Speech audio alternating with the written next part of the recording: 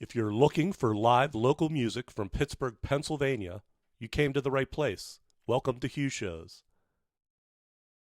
We're all at the Hugh Show. It's a lot of fun. He's got all the answers. Yeah, he's got them written down. So let's all watch a Hugh Show till he gets to number one. Yeah. And thank you so much for tuning in. I am your host, Hugh Twyman, and I have been writing a music and photography blog in Pittsburgh, Pennsylvania for 16 years. Check me out at HughShows.com and follow me on Facebook, Twitter, and Instagram at HughShows.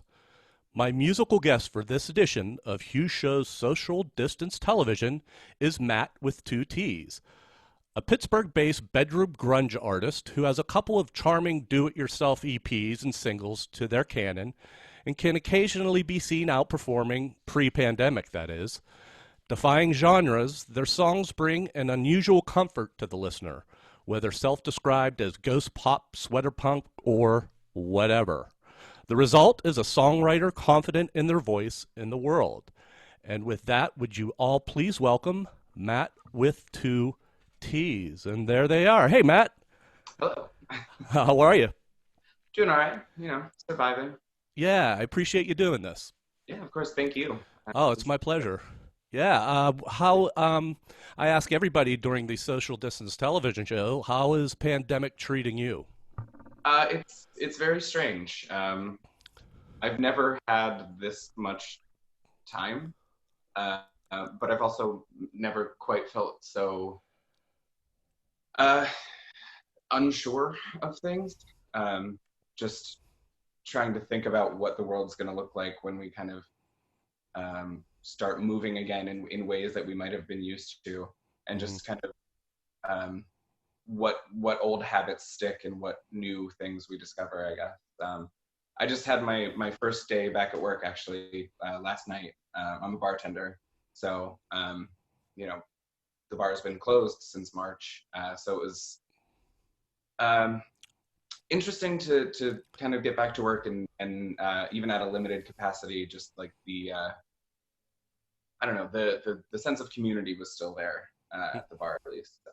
Were you anxious about even being around more people, or not to expect like it was going to be packed, or I guess it can't be packed because of the regulations, yeah. But was there a sense of like, hey, it's great to be back to work, or I'm freaking out because I don't want to be around people kind of thing?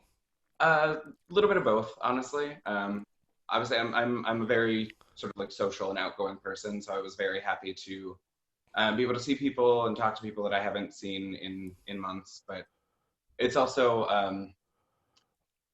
I personally don't think that the timing is right. I mean, we were in the yellow phase for only 2 weeks, so how they can sort of judge that it's safe to reopen at this point is a little bit baffling to me. Mm-hmm. But it's also just there was a little bit of necessity to to me going back to work as well, because being in the service industry, I haven't had an income for a couple months, so it's just I had to be there, but I also wanted to be there a little bit.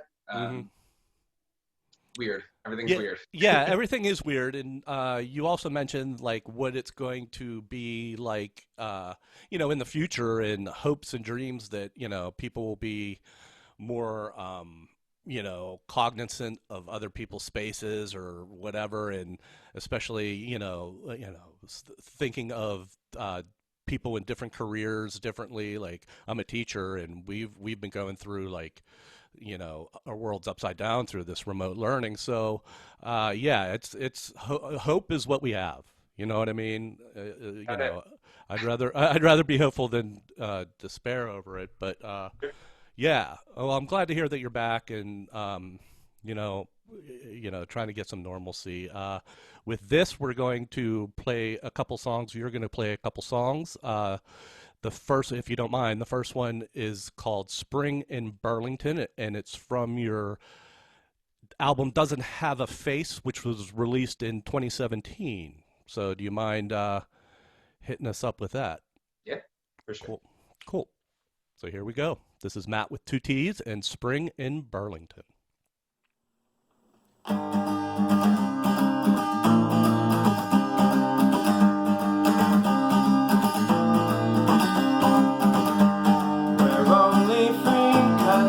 Got no cash, we're out of cigarettes and patience. We dream of spring in Burlington or anywhere else we've never been.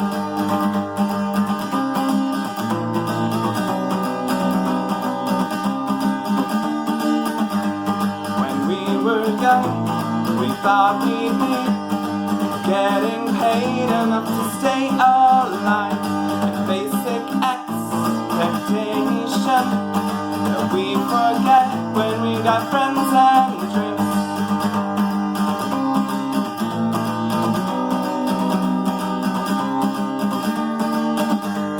If we can make it through 2016, we can make it through anything. Yeah, poverty and these cliches are our only constants.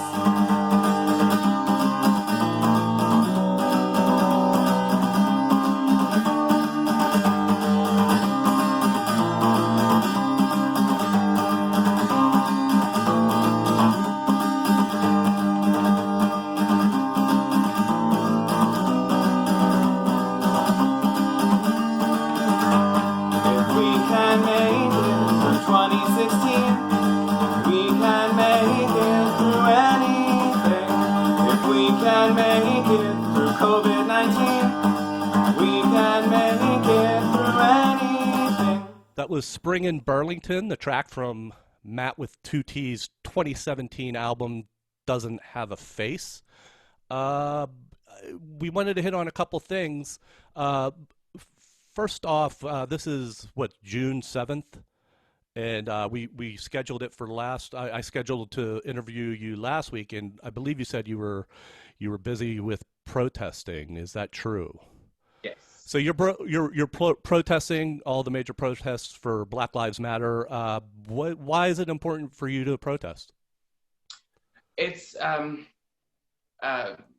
for me, it's important to be there to sort of amplify Black voices and add my privilege and my position as a white person to speak out against the seemingly endless murder of Black people at the hands of the cops, to sort of help reach towards a future where we kind of can defund, or even I am pro abolishing police. I mean, there's plenty of community organizations that could step up and take the place of these militarized police officers that we have on the streets.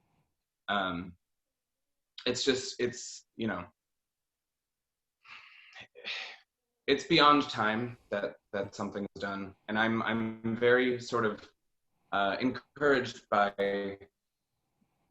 It's taken a lot longer than I would have hoped, but I do have so many friends now who are getting more vocal about it and who are showing up to. I mean, I took my sister to her first protest last Saturday. Mm-hmm. I mean, luckily she left before the tear gas and the rubber bullets and everything, but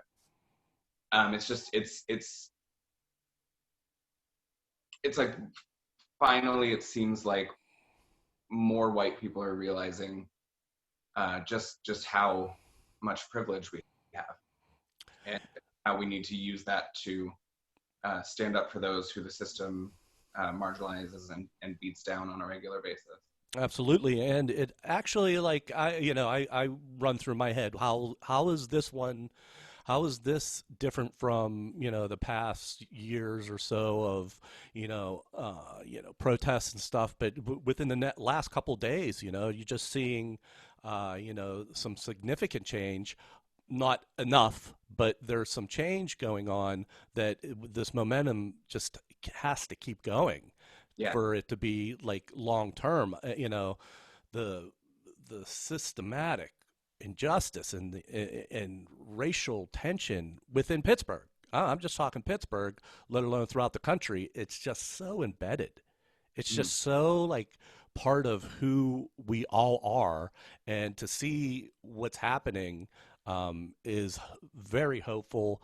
But at the same time, it's like let's keep it going. You know what I mean?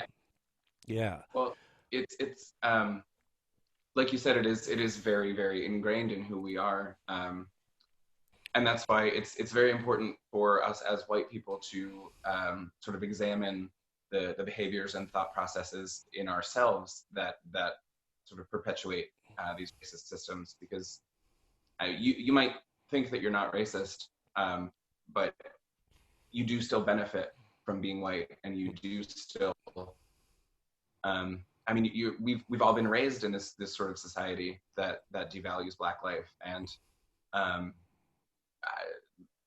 one of the most important things that you can do as a white person is dismantle that system within yourself, and then sort of seek to listen to and amplify Black voices, and understand that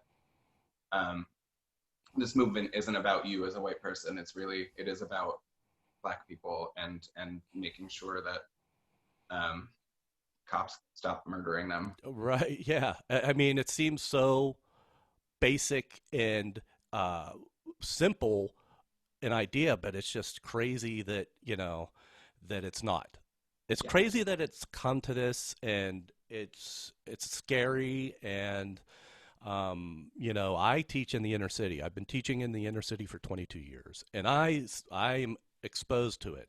I am exposed to the pain. I am exposed to, the inequality every day. Every day for 22 years, I've seen it. And, it's the reason why I say it's ingrained, because it's ingrained in everybody within our society. And it just has to stop. It just has to stop, Like even little examples, like the commissioner from the NFL came out and said, "Oh, well, we're all Black Lives Matter. We but hey, dude, you had the chance to and he didn't even mention Colin Kaepernick's name, and it's like, that's still where we need to go. It's incredible, So, but I commend you for doing that, and keeping up the fight. We are going to, not to, change subject right away, but we're going to hear another song, and this is called Carnegie Street from an EP called Thoughts and Prayers, which was from 2019, May of 2019. Thoughts is not thoughts.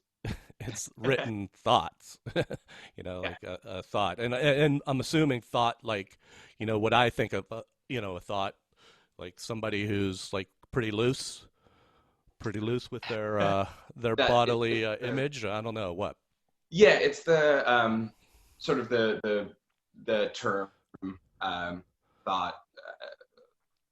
Hard for me to explain, because it's just something that I know. But it's for me, it was more about sort of pointing out the like weirdness of offering thoughts, THOUGHTS, right, prayers in moments where you need to do a lot more than that. Right. And Carnegie Street, is there a Carnegie Street? Yes, it's a street in Lawrenceville that I have lived on in 2 separate apartments at this point in my life. Okay. Yeah. Are you there now? Are you on Carnegie Street now? Okay. No, I just moved to a new apartment earlier this week, outside of Lawrenceville, but yeah. Okay. Right on. So, if you don't mind playing it, here's Matt with 2 T's with Carnegie Street. Why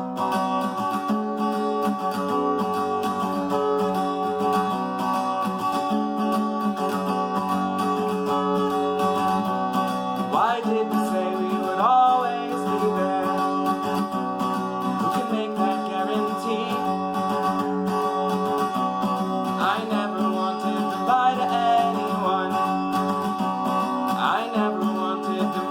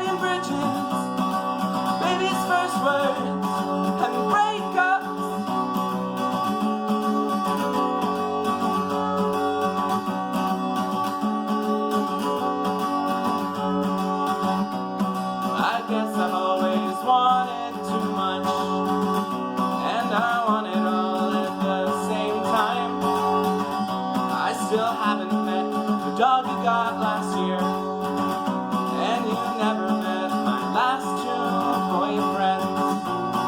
It's not one time have I seen you all in the same room. Since they tore the floors out, got separate homes and inconvenient lives that I never got to say thank you.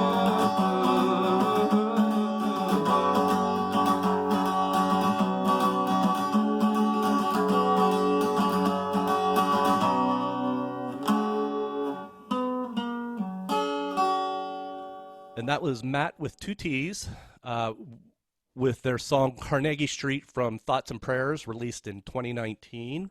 There is, a bunch of things that I asked you to talk about, and we'll just run through some of these. The self-described. You're an anti-capitalist, yins are trash. You're cool with that? Yeah. It's, so when I was... Hey, a special guest. Yeah. I grew up in the suburbs of Pittsburgh, and when I was growing up, I did actually have a bit of a Yinzer accent because that's just, I think we all do. I try to hide it, but it's hard to.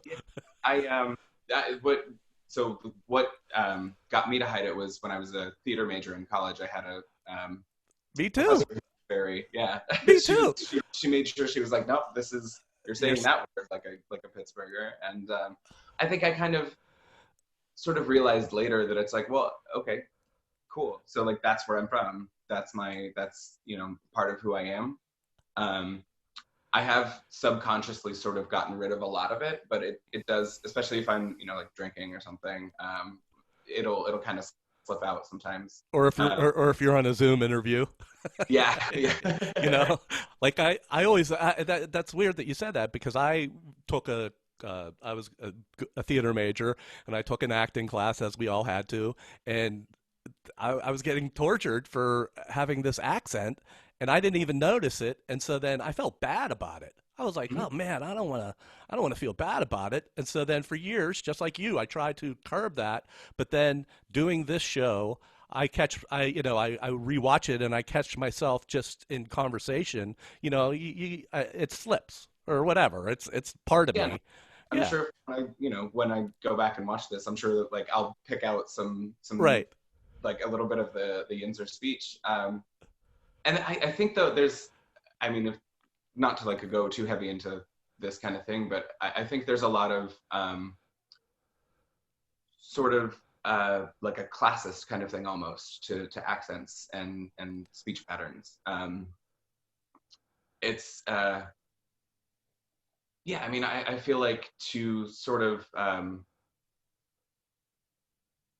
like you get looked down on by some people for the way that you speak, and sort of embracing the like working class sort of aspect of speech patterns, I think is to me a little bit important in the anti-capitalist fight, because it's saying, well, okay, so what, that this is what I talk like. It doesn't like, it's not, it doesn't make me less intelligent just because of the way that I pronounce certain words or use certain words. I see that, and like more rural people would have a thicker Yinzer accent, or I would always see. I don't know if I would make fun of it. It was just, some people do make fun of it. Like they post clips online of interviews. Like if you ever turn on the TV and somebody's witnessing a house fire, there's no Yinzer thought there. You could tell, that's just whatever. But I never thought of it as what you're explaining. Like the more Yinzer accent, the less socioeconomic or the less stupid they are. I think it's just, I can hear what you're coming from, but I never. It's not, it's not like that 100% of the time, obviously, but it's. You sort of think of any sort of thick accent, and you usually get that sort of appearance of a lower income person, like a country bumpkin, or right. Yeah, I guess I never really thought about it that way, but that's I will interesting. That admit I haven't done any sort of research into that. That's just it's sort of based on my own experiences and observations, and I'm sure that there is a lot of scholarship out there about that, but that's not something I've really yeah, checked that yeah, much. you're not 'Cause an expert. It's just you're right. right. Well, Yeah, and it's only something that I've really sort of started thinking about recently within the yeah. last year or so. So it's not, I'm not like on a soapbox about it or anything. And I don't think like and especially in Pittsburgh, Yinzer is something to be proud of. Almost. Yeah, it's I think we in Pittsburgh do have a sort of it is a sense of pride and identity Hmm. because our accent is so weird and doesn't Right. exist anywhere else. Right. I mean, I feel like it's for instance like a Southern accent, you get a lot more sort of stereotypes along with that one. Hmm. Right. Which you do make a valid point though. You mentioned you went to school. Where did you go to school for theater arts? Pitt. Pitt. Okay. That wasn't a ringing endorsement, so or was it? No. No. And I learned a lot, but not from faculty. I learned a lot by sort of making the theater that I wanted to make with my fellow students. From what I understand, it got better a little bit after I left. Hmm. When I was there, it was really not so much geared towards doing the kind of work that the students wanted to do. Hmm. There was a student group that was formed specifically to do the kind of theater that we wanted to do and to sort of produce our own work as well. Hmm. I had a play that I wrote that was produced through that group. Um, yeah, there was a lot of sort of issues that I had with the department, but it was almost 10 years ago now. Wow. So uh, Are you continuing the practice of theater? yes, And actually, I started a theater company with some friends of mine. We're called Non-State Actors. Um, our future's a little bit in question right now, just because of everything that's going on. But we have had two sort of smaller seasons, I guess, as a company. But yeah, again, we'll see what happens moving forward with that because it's weird times. yeah, everything's upside down right now. Tell me a little bit. So you have a group of people and you all contribute to writing and you all contribute to the performance and acting and getting it and promoting it and everything? So yeah, what we've done so far has all been original. One of the company members wrote a script that we produced, and then we also we did a devised piece, which is basically the whole group gets together in the room and to simplify it a lot, we make it up as we go along. So it's So there was improv no, in a way. yeah, yes, rehearsed improv, I Okay, guess. right. Say that it's something that we sort of there was no set script, but we did have certain we had an outline basically that we would do, and this show in particular was very like audience participation heavy, so sort of details would change based on the way that the audience would interact with us, and I really like theater like that. It's very, because to me theater isn't just like, oh, here's some people on a stage, saying words that Shakespeare wrote, which, I mean, I love Shakespeare, I appreciate Shakespeare, but to me the kind of theater that I want to do and make is that sort of more intimate, more connected, because it's different than watching a movie or a TV show, because you're there, you're in person, and so to ignore that kind of tool in terms of storytelling, I doesn't seem wise to me. So to gotta make sure the audience is there as much as they can be. And do you have a set space or that you would perform in, or is it like wherever you can find? So we don't have a space of our own, but we did both of those shows were performed at the Glitterbox Theater in the Oakland area. Okay. we had sort of, before everything went down, we had set up, we were going to do a monthly like drunk play reading series at Hambones in Lawrenceville. But obviously that never quite got off the ground because March was supposed to be our first one. And that's when everything kind of shut down. But I mean, we're opening up again, and eventually it's gonna hopefully turn back to some semblance of normalcy. And Yeah. you know, it's that's the hope. That's the hope that we can all just hope for. Yeah, this has been crazy. That's so interesting to me because I have a background a little bit in theater, and I was just talking to Canty Casa, and she's like, "Yeah, I'm an actor." And I go, "Well, me too. I'm an actor too." So I would still love to act. It's just I'm getting so old I can't remember what I did yesterday, let alone lines and stuff. But Well, that's what rehearsal's for. yeah. You're gonna play one more song, if you don't mind, and this was just released a few days ago. We can find it on Spotify. And this is called "You Know Me Way Too Well." So, do you mind playing it? I do not mind. It's my pleasure. This is Matt with 2 T's with "You Know Me Way Too Well."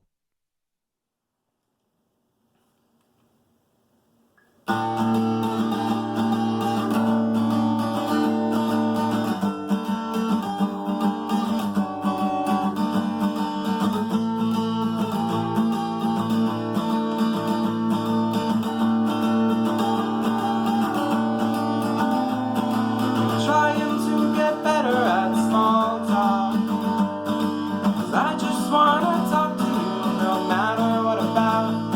I'm trying to get better at breathing, 'cause it shouldn't be your job to always talk me down. And I swear you know me way too well to stick around the way you do. I'd ask you why you're still here if I thought there was an answer.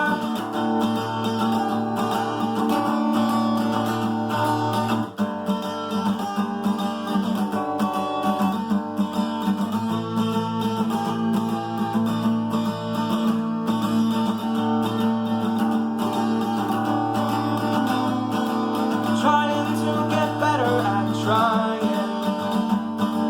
You deserve a warrior and not a little wimp.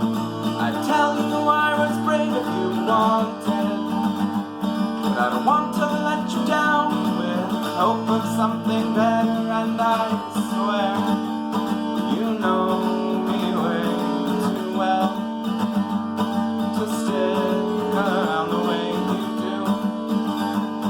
I'd ask you why you're still here if I thought there was an answer.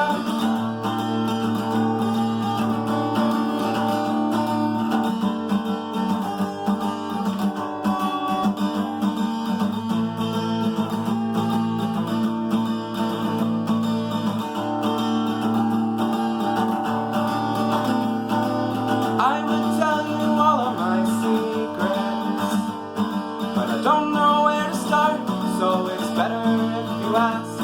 And I would tell you all of my stories, but I am the antagonist and the plots are not original. And I swear you know me way too well to stick around the way you do. I'd ask you why you're still here if I thought there was an answer.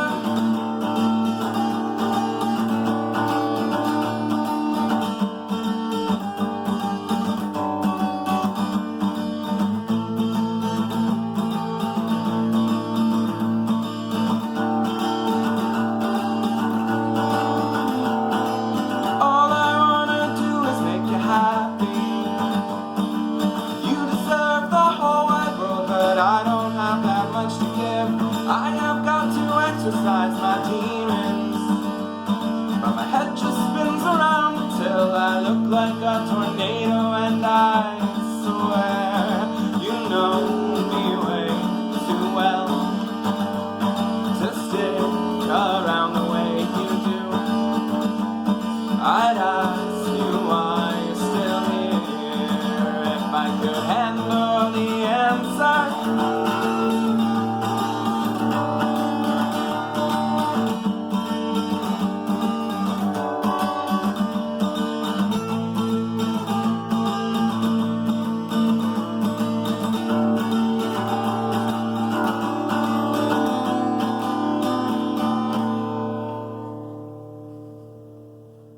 that was You Know Me Way Too Well from Matt with two T's. Matt, I could talk to you all day. I appreciate you doing this. Yeah, this is it's really it's really nice meeting you virtually.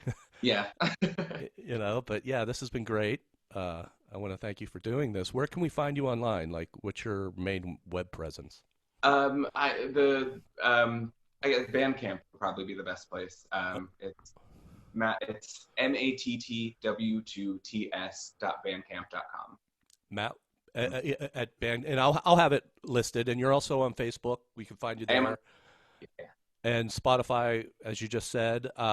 Matt with two T's. That name is just something that. Where did that come from?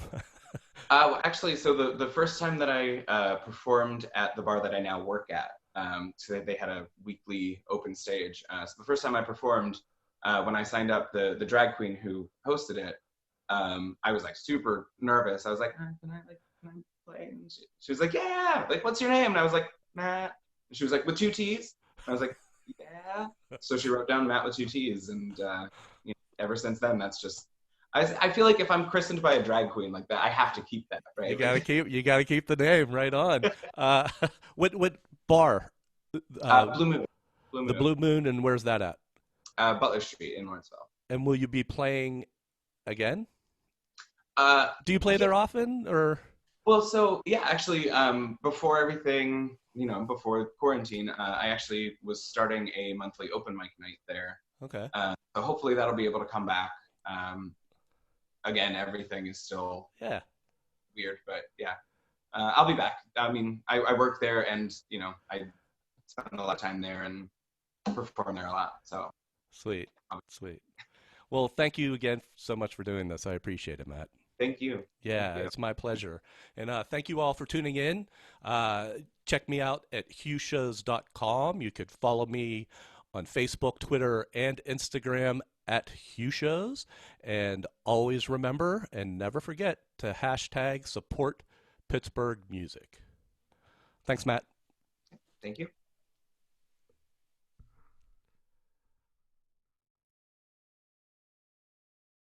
We have a way of explaining things to Hugh. Yeah, we have a way of explaining things to Hugh. Yeah, we have a way of explaining things to Hugh. Yeah, we have a way of explaining things to Hugh. Yeah, we have a